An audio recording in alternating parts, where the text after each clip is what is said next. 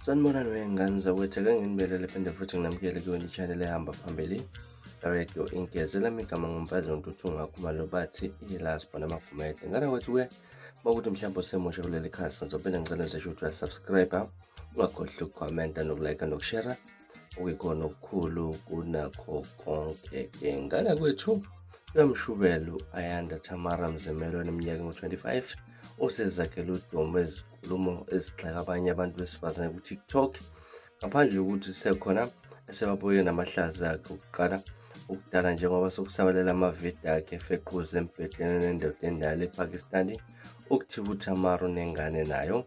Sekukhona nababhalele inkampani engunogada kuyona ngenhloso yokumxoshisa.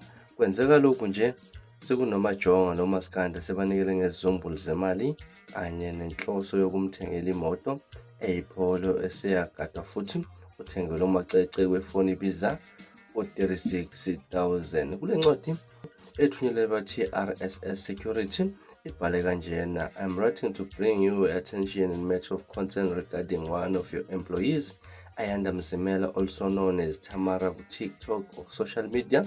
While representing your company, she has been sharing content on TikTok that is discriminatory, harassing and embarrassing towards women. Specifically, her comment about women's really being tied to their marital status and parental status have caused offense and distress to many women, including some men who associate with your company as her employer. I believe it's an essentially iyasiyaqhubeka kanjalo. Ngane kwethu-ke iyona ncwadi ethumelele ikhampani ebhalwe u-Anonymous laphana ngenhloso yokuthi-ke baxoshise le ntokazi kuyona ikhampani ayisebenzelayo-ke laphana-ke.